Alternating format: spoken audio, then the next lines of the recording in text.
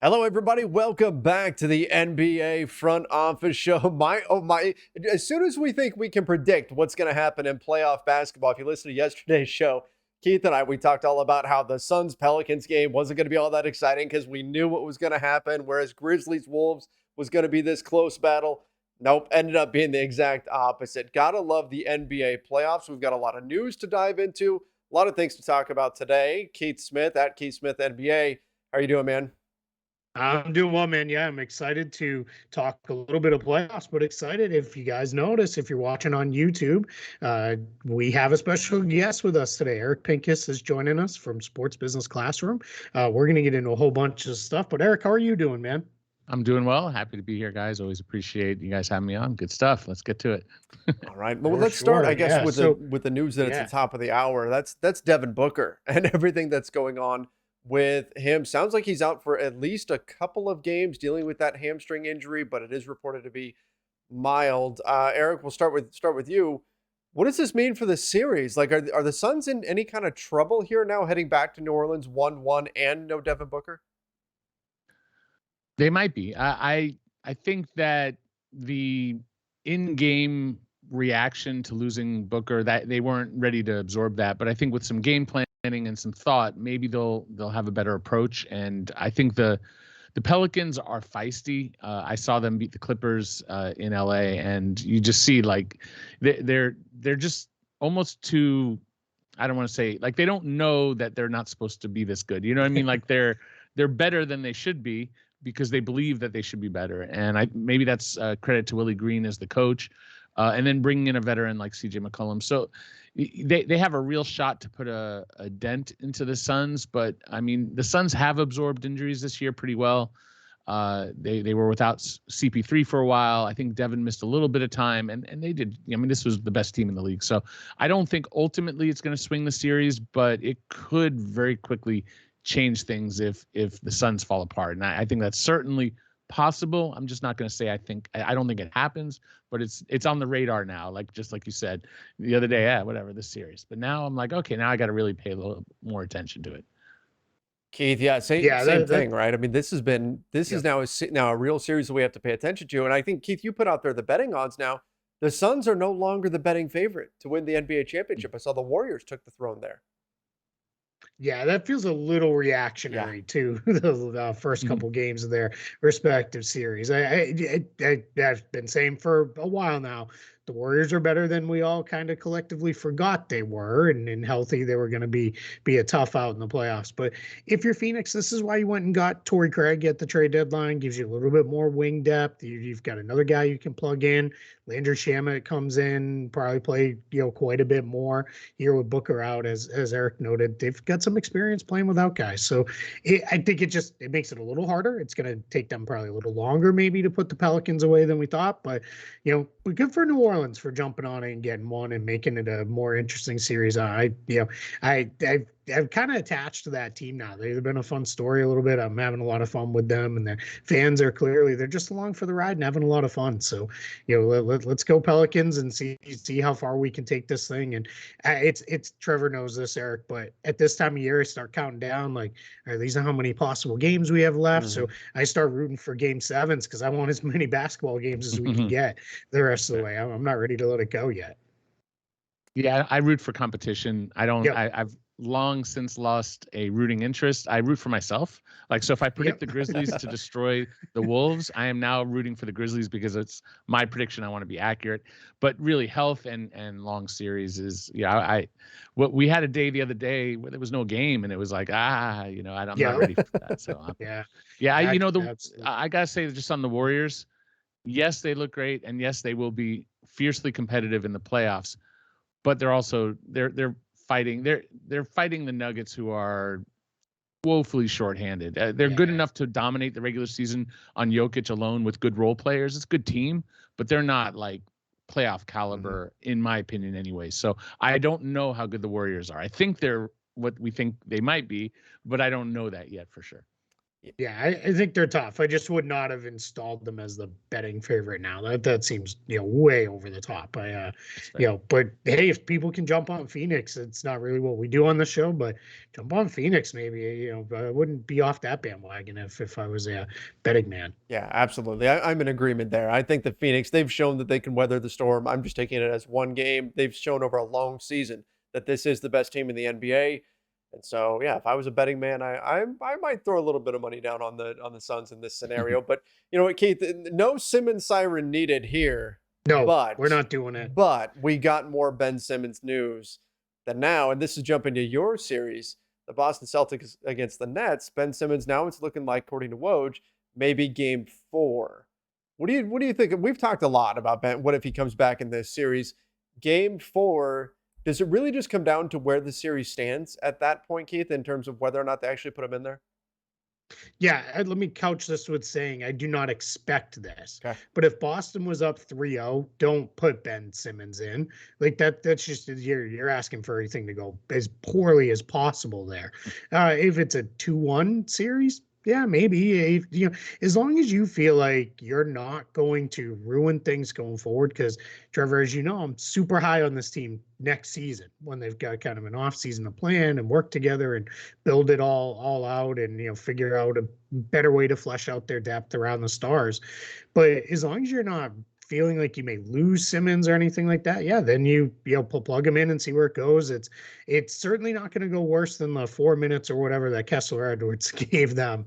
I can't imagine in game 1. So, but the people saying, we'll just put him in Bruce Brown's spot and it'll all be good, or put him in for Drummond or whoever. Like that's going too far. That's not like he's not that guy. Like he never has been. So I'm not sure that's where we're going. But yeah, if you can get 10 minutes out of him, all right. But yeah, you gotta let's see what happens tonight in game 2 and see if that changes anything. Maybe more desperation to play him, or maybe they look at it and say, all right, we're doing okay. We don't need to rush this.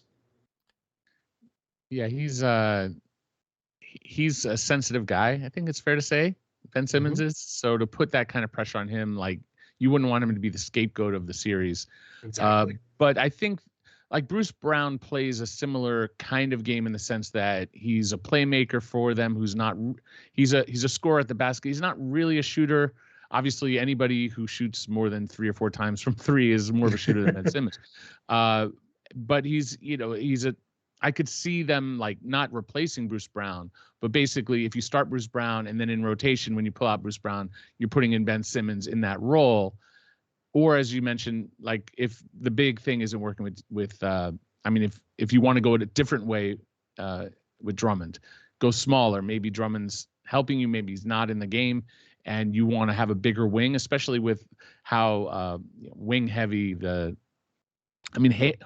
Horford is not a wing, but he's kind of a wing. He plays really almost like a wing, yeah. Right. So, basically, you could, in theory, match up better. Like if you put in Ben Simmons in that role, and maybe the floor is spread and the Celtics are doing things, just putting him in, forget about the offense. But he does move the ball well. It's just he doesn't space the floor. So, but you've got shooters on that team. You put him with a bunch of shooters. It's a little scary, the thought of like experimenting with this like in game 4 of a playoff series. This is like you would love to have like some garbage end of season games where you could just play stuff against teams that the seeding is already resolved and you don't even care. So but we'll see, because we're so early in this series. We don't really know. The series doesn't have a definition yet, and I want to see what that is. So we've got some time before we really know what this series is about. Yep. Agreed. We've got one more injury update to get to, and I'm you know what? We've talked about this. We've had so many different players who've been out. So many young, talented players. Ben Simmons, who's been out most of the season. Zion Williamson. The list just goes on and on. Paul George, Kawhi Leonard. All these guys have been dealing with injuries. It's always fun and uplifting to talk about guys who are returning. Now we get to talk about Ben Simmons. We get the unfortunate situation with Devin Booker. But I want to finish in terms of our injury update with a positive. Luka Doncic. Yeah. I mean, he could very well be back in this next game. The Mavs are not ruling him out. They're saying it really depends on how he feels when he wakes up.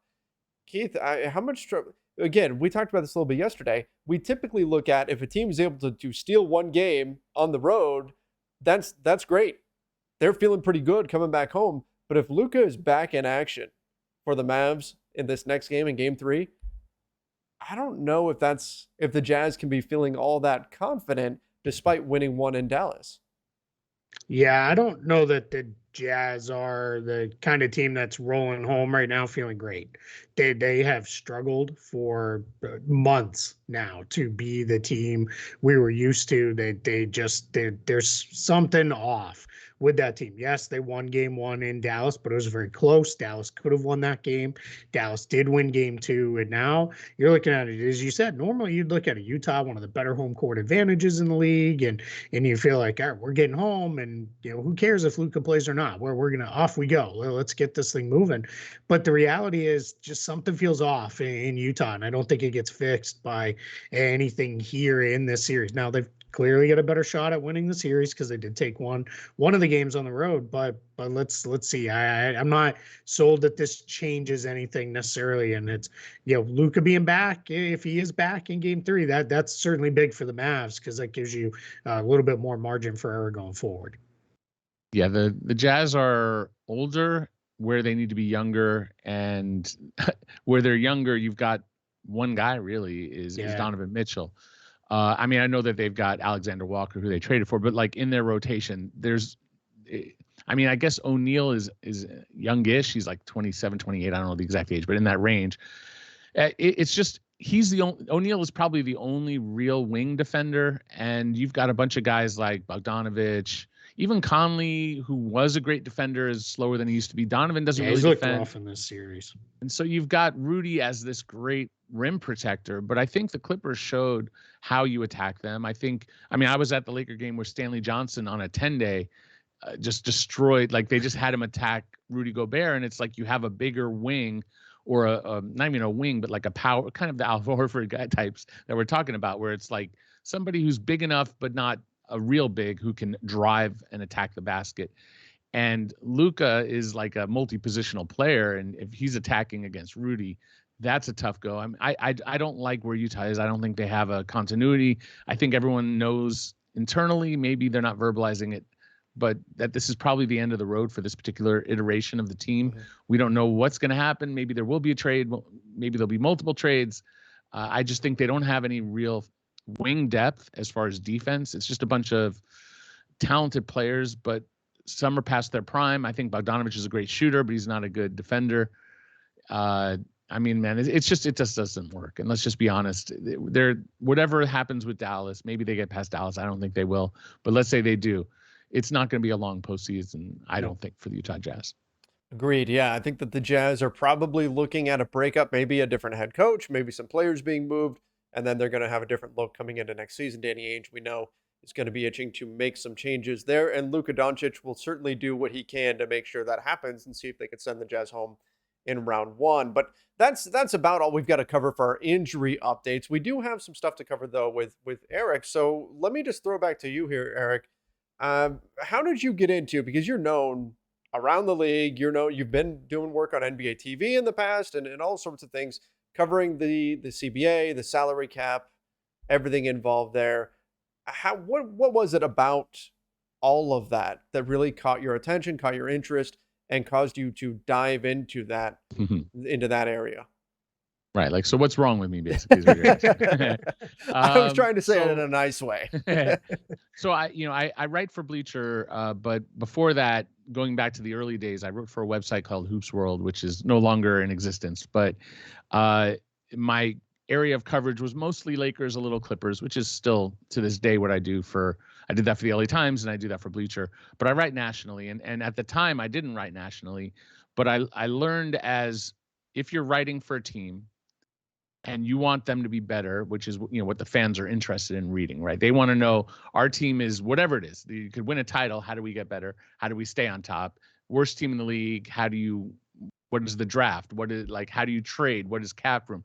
All those kind of questions. And then if you want to trade, well, you have to know how trades work. You have to know where 29 other teams are in their life cycle, right? Like there's championship life cycle.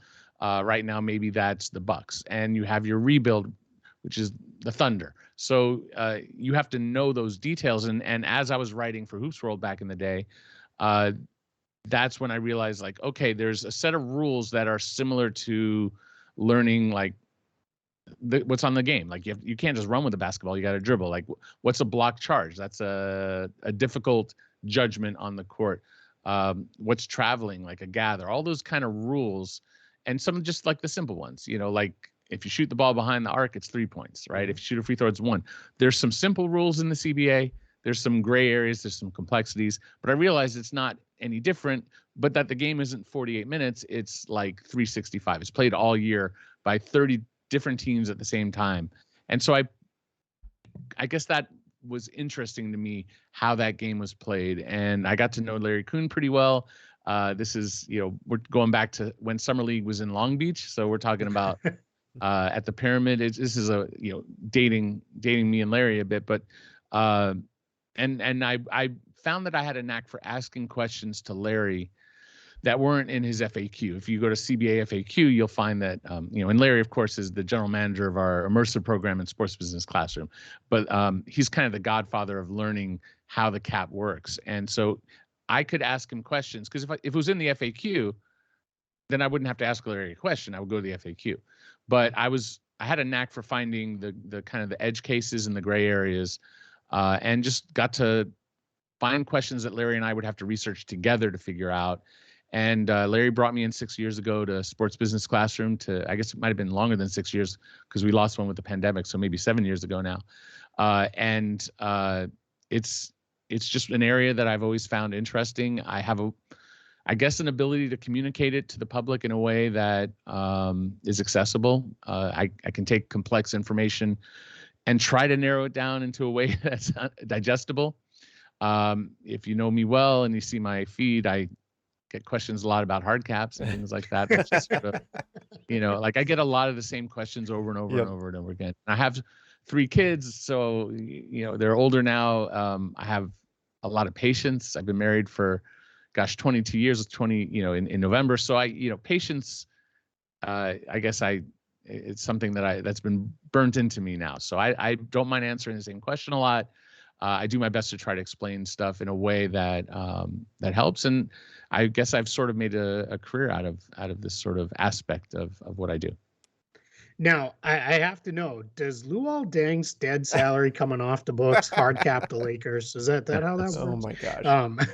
I had to Bleacher Report tweeted that like the Lakers are finally out of Luol Deng's salary, and I was like, well, no, they're not. I'm kind of like technically he's on the books till June 30th, and then technically they're probably paying him until, I guess, like around October 15th ish or something like that. Sure. So like.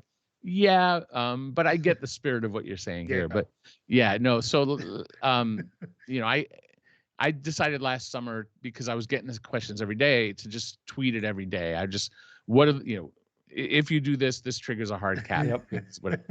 And I would bump into literally, I bumped into like a few GMs or like people. One's a guy I know who is a part owner of a team, who is like, hey, hard cap. And I'm like, oh, shit. So I've steered into the skid. I don't mind it. So, if you want to call me Mr. Hard Cap, I'm whatever. I'll take it. It's my burden to carry. I'll let you have that one. Mine became the disabled player exception after Gordon Hayward broke his leg on opening night. It was like a million DPE questions every single day of like, how does this work? And it finally became the point where I wrote the article and then I would just tweet back the link. And I was like, I'm not going to answer. One, this is too long of an answer for Twitter. Twitter's how I I think started interacting with Eric, and I can say, as nice as he comes off here, he's even better guy, when you really get with him, because I ask a million questions, probably, same kind of thing, like Eric kind of, you were the more readily accessible version of Larry, I think, for me, because Larry's he's on Twitter, but he wasn't on there all the time. And I was like, all right, Eric's on. And I would see you answering questions, and I'd be like, hey, what about this? What about that? And always super patient and helpful to answer those questions. So, but I'm going to ask you another one now, just a very general question.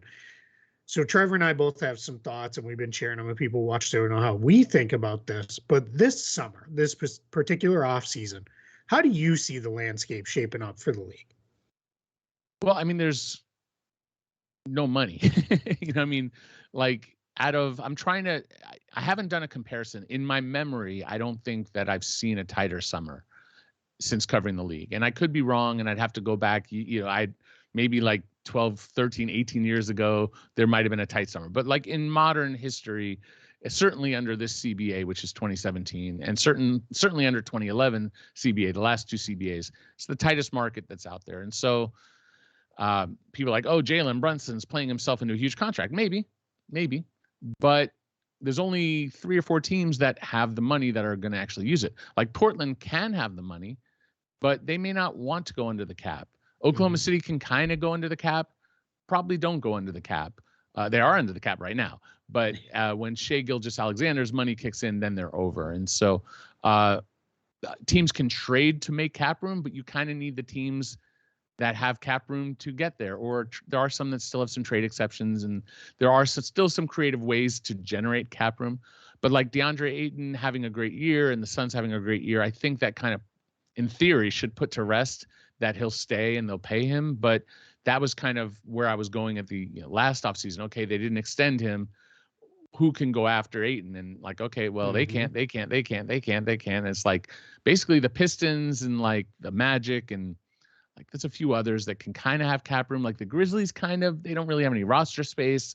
You could argue that Tyus Jones is more important than chasing Jalen Brunson. In my opinion, I think Tyus Jones fits better what they do. So just pay him and figure something else out, right? So like those are the kind of debates you go through each team, and it's like there's just not a lot of money. So there's such a thing, there's a sign and trade, which does generate a hard cap. And then now you have to look what teams can have hard caps. So you have to kind of look at not just how little teams are spending, but how much are they spending. So the Warriors are in a position where they're spending more than anyone every year, basically. And so they're not a team that would have that possibility, regardless of the basketball. You just cross off the teams that can do it and the teams that can't.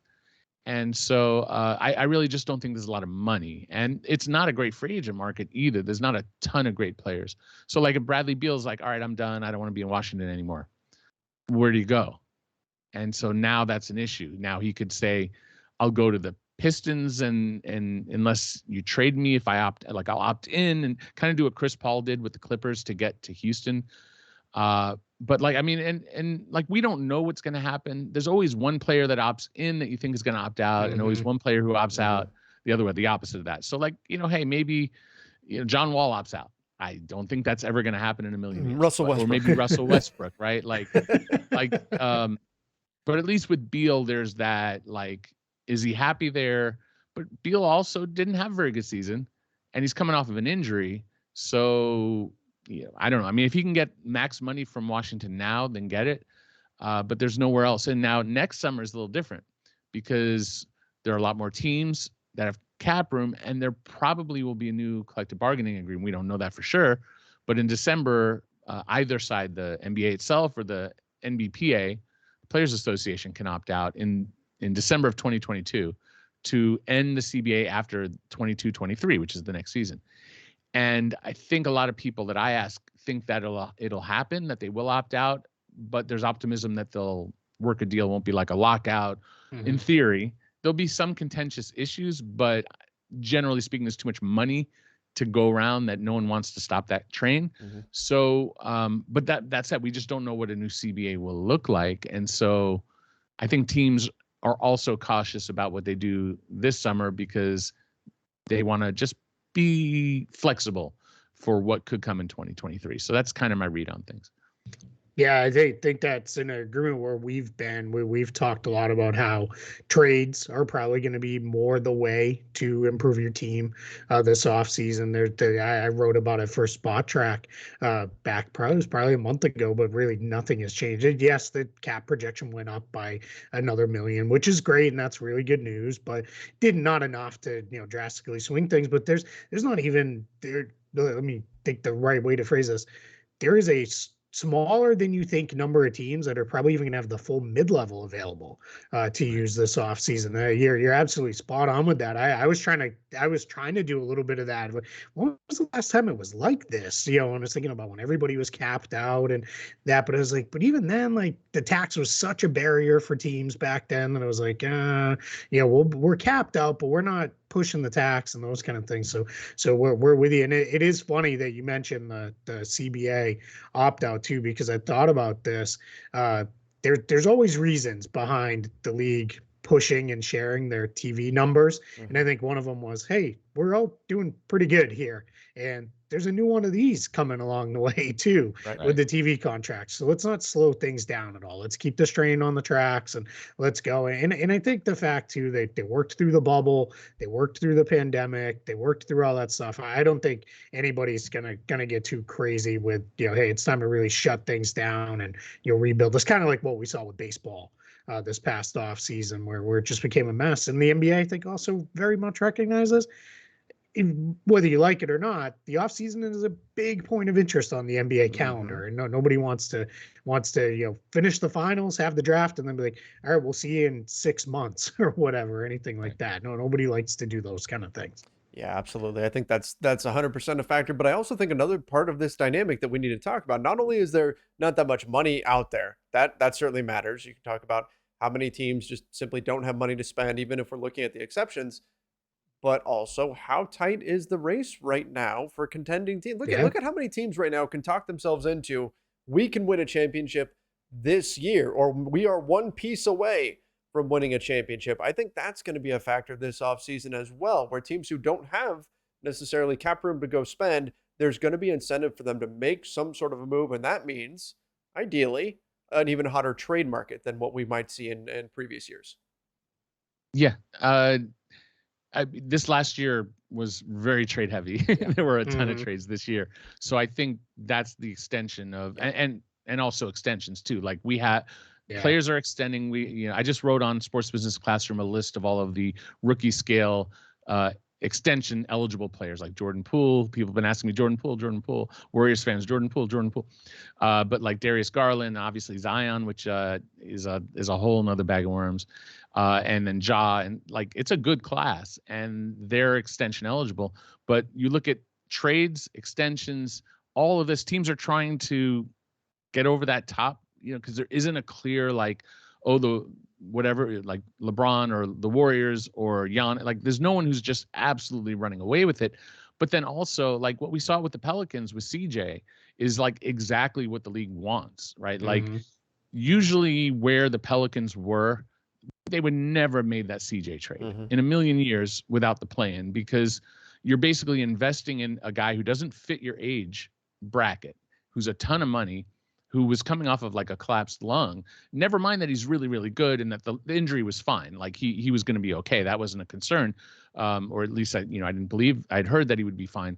But most teams that are where the Pelicans, there was no run to make without the play-in. So we have, instead of, you used to have 8 teams in each conference, and maybe you'd have a couple of teams that were fighting for those low playoff spots. Now it's 10, and you have 2 teams fighting for those play-ins, give or take, those last couple spots. You might have, maybe like 25 teams at some point, like with a month to go, that are still fighting. And that's what we've seen. And, the people say, oh, I don't like the play-in, or I like the play-in, and talk about the pros and the cons of the playoff worthiness of it.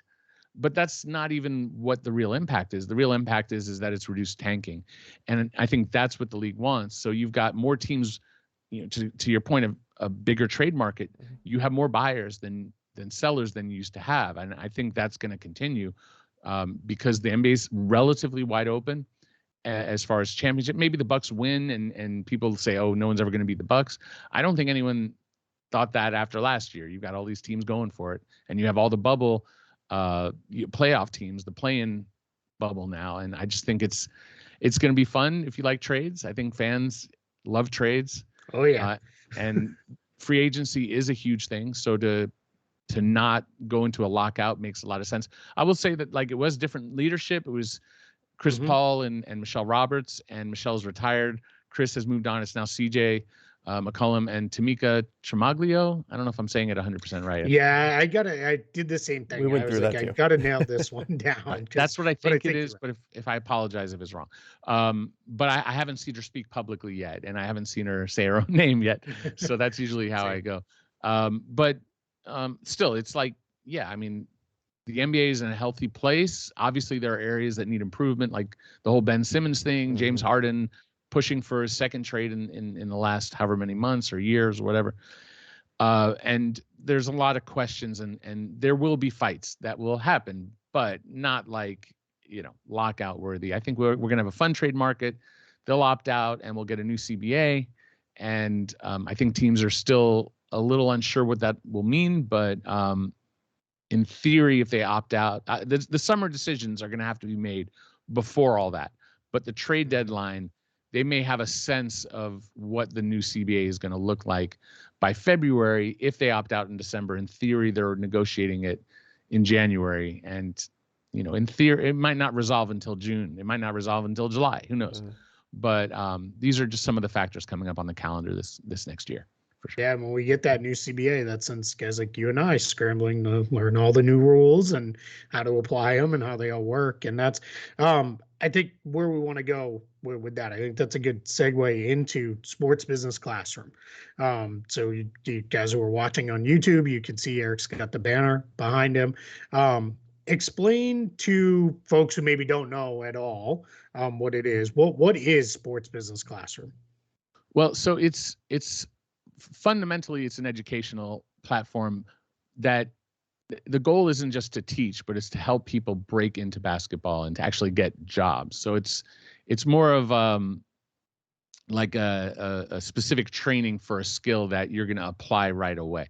And so, getting into the NBA as a professional, it's not like being a lawyer or a doctor where you have to go through a certain amount of schooling and then maybe you're an associate or a resident.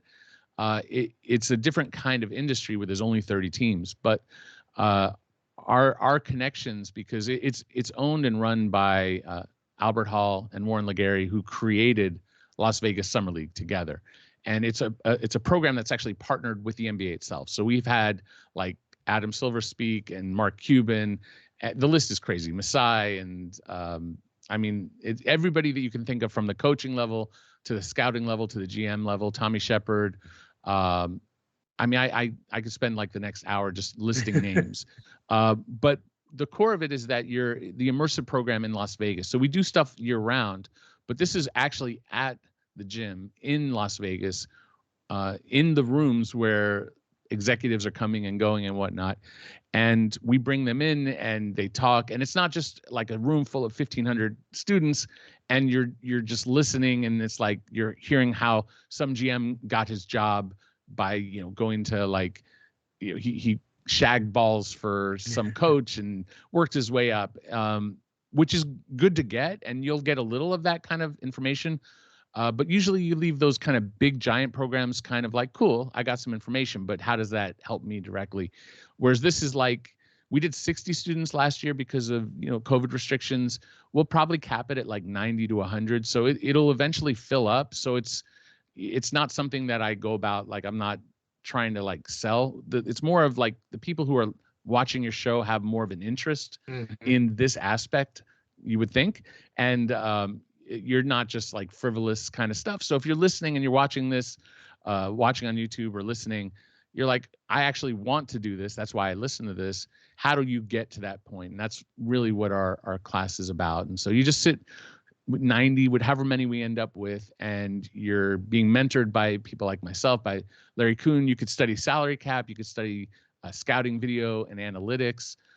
We have actual coaches, actual scouts that you're going to learn from, and you actually sit and watch games with and write up a scouting report with them, and they help you with that. We have someone named Jeff Fellenzer, who's a professor at USC, who helps with resumes, and that's like so valuable because like that's your first, when you send in your resume, you could be great, great, but if you don't represent it on paper enough for them to say, oh no, this guy or this lady is no good, you got to get it on paper. And then we also have broadcast and media run by Bo Estes, who's like the voice of NBA TV's like recap stuff. Bo's awesome. Dave DeFore runs the scouting, video, and analytics, and he's so I don't know if you know Dave, but he's so generous with his energy. It's just a great program. And Larry, of course, teaches the salary cap major, of which I teach basketball operations, and I work with Larry on the salary cap stuff. So, and we all help with everything. And it's just, I keep in touch with so many students. We actually have like 2 former students who are GMs of G League teams. I mean, that's, Amber Nichols and Nick Lagios of the Capital City Go-Go and the Capitanes, respectively. That's the new Mexico City based. I think it's Mexico City based G League team. And then we also have like former students are with the Nets and they're with the Celtics and with the Nuggets, and it just goes on and on. We've had people with the Lakers and we've had people with the Clippers. We have people with the Clippers right now. Yeah, we have 2 people. It's like people are actually getting jobs, and that's really the joy of it. And that's where I'm trying to pay forward what I've had a very fortunate situation. I've get paid to basically do what I like to do. And so if we can help, and it helps us because if we can get good, talented people, we don't just let anybody into the class. You need to write a cover letter. You have to get admitted. And then we work with you. And then, if we're endorsing you for a job, it's because we've gotten to know you and we believe in you. And it kind of pays itself forward because now we're a pipeline for NBA teams to get better talent in their front offices. And so now they respect us and they see us, the name on the resume, you're a sports business classroom. So now they know, like, okay, first of all, I want to put them in the maybe pile. And then they might reach out to one of us and say, what do you think of this kid or the student? Now we've gotten to know you, and I keep in touch, like I said, with so many. We have a Discord. We keep in touch like daily. All we're doing is chopping up this stuff. So anyway, good fun. Go to sportsbusinessclassroom.com or just hit me up on Twitter if you have questions about it. I'm happy to talk it through. I did some video meetings with some potential students who just needed to understand, how it would work and what it could do for them. And I kind of laid it out for them, and I'm happy to take a little bit of that extra time, really for the love of the game more than anything else. Yeah, Eric, we would be remiss if we didn't mention Ron Gutterman, who's worked with me over at Lakers Nation and has also done stuff here for us on an NBA front office, and he just wound up with the Denver Nuggets and went through you guys. Yes, Ron's great. It's just somebody who, I wrote a story on Ron. It was really an interview that's on the Sports Business Classroom website. If you want to understand his journey, which is really just, he wanted to take it in 2020. COVID happened. He waited a year, 2021. Then he actually, I think he interviewed for a job with the Nuggets and didn't get the job. And then like some period of time passed and he reached out because he saw some turnover. And because he made such a good impression, that led to his position now. And it's just, I talk to Ron like almost daily. Now we have to be a little bit more cagey and careful because, he's with the team now. But as far as like, he's just somebody that one of the students I've kept in touch with who, it's just, you have to have that passion. It's not going to work. If you're watching this show, you're probably passionate about this sort of thing. Are you passionate about actually going into it professionally? And this is a way to do it. And it's probably the best way to do it, unless like your last name matches like the last name of someone else. There's some nepotism, there's some cronyism in the league. It happens. We can't, there's not a lot of Pincuses out there, pink eye or whatever in the league, but I've made friends throughout, and that's how I do my job, is a lot of relationships. So it's great about that. That's really a big part of it, building relationships with your fellow classmates. And then, Keith, you did the virtual with us last time. It was a blast. Yeah, it's so much fun. The mock trade deadline is usually what people leave just like talking about that for years. That is seriously the best. So I just hit me up if you have questions. Sports Business Classroom. I could talk all day on this stuff. So, let's dig into to whatever else you got for me. I just want to say too, just to kind of add to it, I've come across so many people throughout what I do that have been through Sports Business Classroom, and what Eric said is you guys take a care in who you let into the program, and you can tell, because it's not just anybody who said, all right, I paid my fee, here I am, now give me a job, which Unfortunately, a lot of times that happens with these sorts of things. I worked for Disney for 20 years, and this is like a condensed, almost hyper intense internship period where it's like you're doing the work, you're meeting people, you're doing all this stuff, and hopefully you're going to leverage that into something after. And that is where, for me, it becomes really important to pick the right people. And the people I've come across, whether they're in the midst of it, because if you've ever been to summer league over the last several years, you see everybody running around all over the place that has been that has taken part in it. And the number one thing that I can tell with all of them is, one, they're usually pretty tired because it is an intense week, but they're all so happy. They're having a great time with it. They're also happy to be learning and doing this stuff. And that's a testament to the program you all put together, because that's where we want to see people come and let their passion show like that, right? Where it's this, and I know you guys say it, and it's something I say all the time, and Trevor repeats it when we get asked. It's not enough to say, guys, I really love basketball. Okay, you and the 7,000 other kids behind you, or adults, anybody is, right? Because it can be adults. They all love basketball, right? We know that. You wouldn't be doing this. You wouldn't be watching this show. You wouldn't be following us on Twitter if you didn't love basketball. That's not enough, and so are you taking those extra steps? And that's huge. And to have these programs, I say it all the time. I wish something like this existed when I was coming out of school, because I probably would not have spent 20 years working for Disney. I probably would have gone down this path far earlier than I did, because that would have been something I would have really wanted to do. But yeah, it's really awesome. I think it's so great. And you guys are so generous with your time before and after. And I'll just say this too. The virtual events, if getting to Vegas is tricky for y'all, the virtual event, super cool too, really top notch stuff. I not only I don't know how to put it, participated, helped, whatever it was, contributed, but I was able to sit in and listen to some of the sessions as well. And incredible that trade deadline week, you guys had NBA GMs taking time out of trade deadline week That's to amazing. come and talk to students. Like, it was just so cool to see that. And it was great to hear Larry, kind of couch it with, hey, these guys might need to go. Like, very like, hey guys, I need to leave. And he said, but they're here, let's make the most of it. It was really great to see that. And, and now to have them, openly say, Eric said it, but I can tell you guys, these GMs openly said, when I'm looking for somebody, I'll look for sports business classroom on a resume to see, is it there? And then I make the phone call.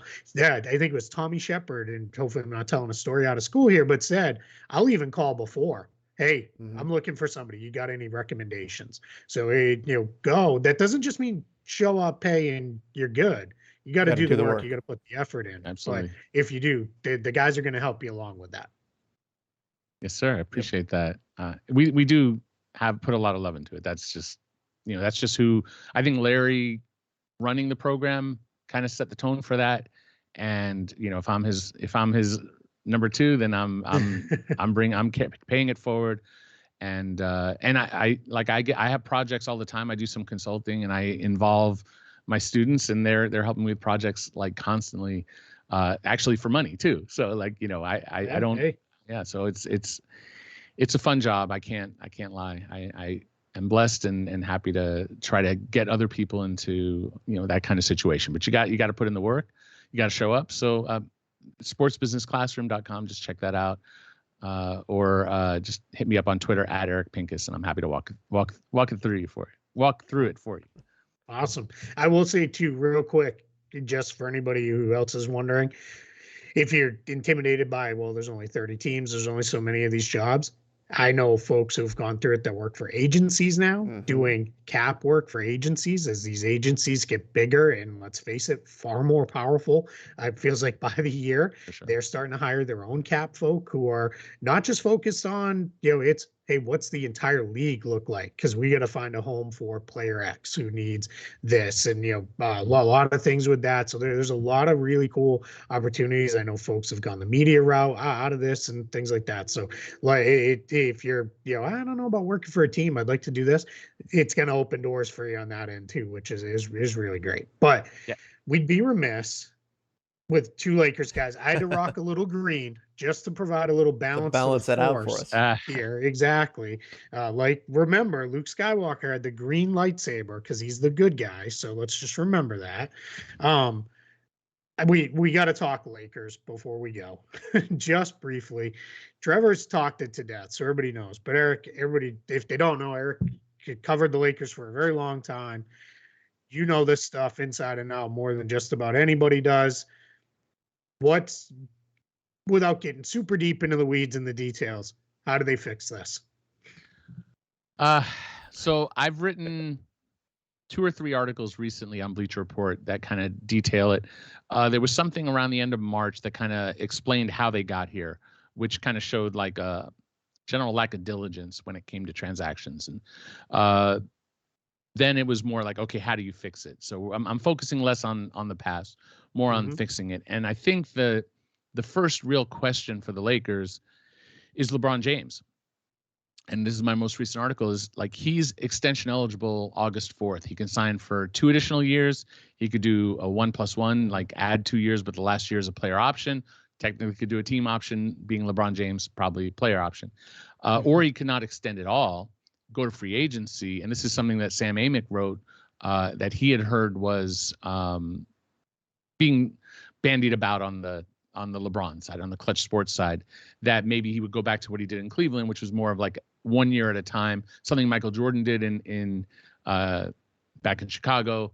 It gives the player a little bit of leverage as far as like, if we like what you're doing, then we'll stay, and if we don't like it, we'll leave. But the problem is for the Lakers is most of the decisions they need to make are multi-year, right? So if you have that commitment from LeBron and you're like, fine, we don't know if we can win again with LeBron, but we're going to try. That's like one path.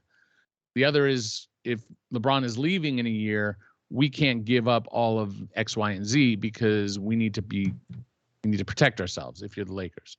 And so getting that answer is vital. But if you believe Sam Amick, that might be the way that LeBron's going. I actually reached out to Clutch, and I was told they just haven't had those internal discussions yet at all. So it's premature to say anything because it's just after the season. They haven't sat down. You can believe that or not. I take what certain people say and pass it on as a reporter, but I can't vouch for anybody. People lie in this industry. So not to say that they're lying. I'm just saying Sure. I don't know. It's how the game is played. Yeah, that's what they're saying. At least that's what they said to me. And so the main thing is, if you want to get out of Russell Westbrook, you have to either A, give up significant considerations to do so, which could be future firsts, could be younger players, a combination of all of that. It could be stretching him, which I would argue is a better decision than a bad trade. And what that does is it gets the Lakers under the tax immediately, and then allows them to either keep Malik Monk or use that money to spend on someone else, about $10 million, gives them their biannual, gives them a little more trade flexibility, because matching is a little different when you're under the tax. And then it does hurt a little bit later, the next 2 years. But if LeBron is staying, you're not going to be under the cap with AD, not a significant amount. If you're under 12, 13 million under the cap, that's as good as not being under the cap. And so stretching Westbrook could be the better solution. Trading young pieces could be the solution, but without a commitment from LeBron, that's difficult. Or find another team that has a contract that's worse than Russell Westbrook, because this is only 1 year. It's very large. There's been talk about like Indiana I've written on with some of the pieces they have there. Brogdon is a very difficult contract. Gordon Hayward I've written on with Charlotte, difficult contract, multiple years. Charlotte has some money that they're going to be spending on Miles Bridges, maybe PJ Washington, who knows. So these are the kind of questions that, again, do you take on bad salary without a commitment from LeBron? Do you either give up young pieces, stretch Westbrook that hurts your cap, or take bad contracts, maybe good players, maybe not? So those are the kind of debate. Or do you do nothing and just like, trade LeBron, all those kind of crazinesses? I've heard nothing to suggest that the Lakers would consider that at this time. There's no consideration that I've heard that they're going to trade AD. But if LeBron is like, I'm done after this year, that might change things. Mm-hmm. So this is really the point of clarity. Everything else kind of follows after that. And as LeBron said in his exit interview, he can't even negotiate it with the Lakers until August. However, that's not how the league tends to work. People tend to discuss things legally, including clutch sports, because the Bulls were fined a draft pick, a second-round pick, because they pre-negotiated a deal for Lonzo Ball. So it's not something outrageous to say that this conversation could be had before August. It needs to happen before June, because that's when the Lakers need to make moves around the draft. It needs to happen around July, or before July rather, before free agency. So that's really to me, the focal point of what comes next for the Lakers. Yeah, ultimately, the Lakers and LeBron, they've got to be on the same page, because what you don't want to have is a situation where you're in June and LeBron says, well, I'll make a decision in August once you've done what you're going to do in July. I'll see how you do in July, and then we'll go from there. And then if you're the Lakers, you're saying, well, but we can't do what you need us to do in July if we don't know that you're going to stick around. So they've got to keep those lines of communication open and figure out exactly what that's going to look like. And I think that's also going to be a factor in the Russell Westbrook decision. Like we've said, if it comes about that LeBron says, I'm not going to stay long term, well, then you lose some of that motivation to give up stuff, whether it's draft picks, whether it's future cap space, in order to move Russell Westbrook. And maybe it becomes a little more palatable just to keep his contract and then move forward with a bunch of room in 2023. Right. Like, I don't think they can live with things as Right. they are. If I watched all the exit meetings, and it was like LeBron didn't say, yeah, we need to have Russ back. Pelinka wasn't like, yeah, we need Russ back. It was clear. And Russ was not like, oh, yeah, I need to be back. Like, it may not have been what was said specifically as much as what wasn't said. Like LeBron said, he complimented Russ. And I had some people email me and hit me on Twitter like, LeBron wants Russ back. And they quoted what he said. And I'm like, That's not what that means. That's not, yeah. I mean, you have to understand the context of what it's not what he's saying, it's what he's not saying. Like, if he says, I need Russ back, then that changes things. Whereas if he's saying like, yeah, Russ is a good guy, like that doesn't mean anything. It's like, that's what everybody says with the, it's like, it's not you, it's me kind of breakup. Like, that's where it's happening. So I don't know what they're going to do yet, because they don't know what they're going to do yet. And obviously fans would love to know. But the one thing I could say is I don't think LeBron and the Lakers getting on the same page is going to happen this summer. I just don't think they're going to be on the same page. So it's going to be who's taking a leap, making a leap of faith? Probably the Lakers. What's the closest thing to the same page? Maybe they'll be in the same book, but they're not going to be in the same page. I don't think that's going to be. I don't think that's in the car, to mix a metaphor this offseason. So then the question becomes for the Lakers, like, how much risk are you willing to take? Because do you want to absorb, if it's a Gordon Hayward, maybe it's Terry Rozier, maybe it's Malcolm Brogdon, whoever it is, do you want to absorb those long-term salaries and then potentially see 2023, LeBron rides off into the sunset, says, see you later, go somewhere else, and then the Lakers are still paying Gordon Hayward, still paying whoever it is that they've brought in. That's a possibility that they're going to have to weigh in whatever moves they make this offseason. Yeah, if you're not giving up future draft picks, if you're not giving up 27, 29, that to me would be a priority, because even if LeBron does stay, those picks are after his contract. However, I mean, he's probably done at that point, and AD's probably gone. So if you say the return is fantastic, that's a different story. Like, if it's just like overwhelming, like if you can get, and I don't love this, but if you can get Turner and Brogdon and Buddy Hield, all three for, let's say, both firsts and THT and whatever. And I'm not saying you can. I look at the games played each year by Malcolm Brogdon for a team that just suffered massive injury issues. Buddy plays every year. He plays almost every game. Not a huge fan of his game. I'm not sure Malik Monk is. I think Malik Monk is better personally than Buddy Hield. That's my personal take. Will be a lot cheaper if the Lakers can figure out how to keep him. At most, he's 10.5 or 10.4, whatever. Then Turner, also young, hurt a lot. So, like, giving up all that, like, if it's me, I'm probably thinking, maybe stretching Russ looks more appealing, or I could actually go with like Rozier, good young player. He's 28-ish, 27, in that range. He's not young anymore, but he's got some years left. Seems to be a very clutch player. They definitely need a guard who can do what he does.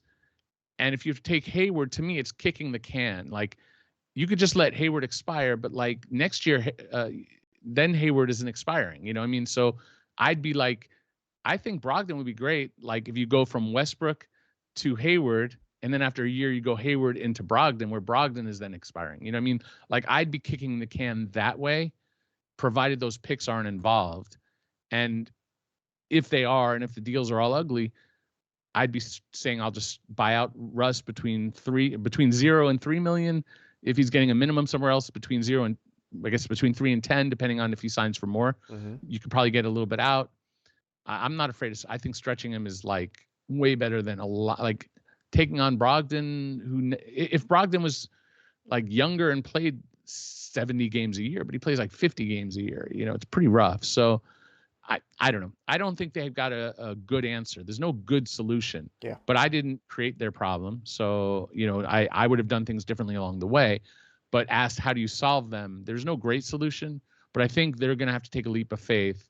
And for me, the leap of faith is better in a stretch or in a trade that keeps those first round picks long term. Even though for someone like LeBron, I would think those first round picks probably are the least interesting things and the most expendable from his point of view of winning now. Who cares about a few years down the road? And by the way, if Rob Pelinka is, and this is something I'm going to teach in the class, this is something I'm adding in Sports Business Classroom, related to teams where the general manager may be facing time where scrutiny might make them feel like their job is in danger, where the public opinion is turning against them.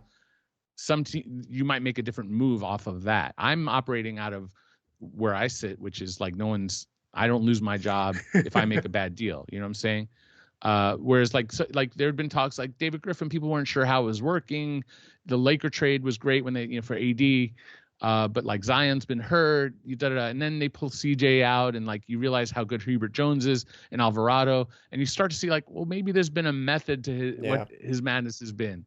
And now it's like David Griffin's looking like, okay, yeah, you've done pretty well the last few years. Whereas if you said that like 4 months ago, you'd be like, man, this guy might be, there were people whispering like maybe the Pelicans would redo their front office. So maybe, a general manager, whatever their position is, might make a deal or a move that is more self-preservation for them. And those future firsts certainly wouldn't matter for a guy who's like, well, I'm not going to be here anyway if things don't work out. So I certainly would give up those firsts to do something like that.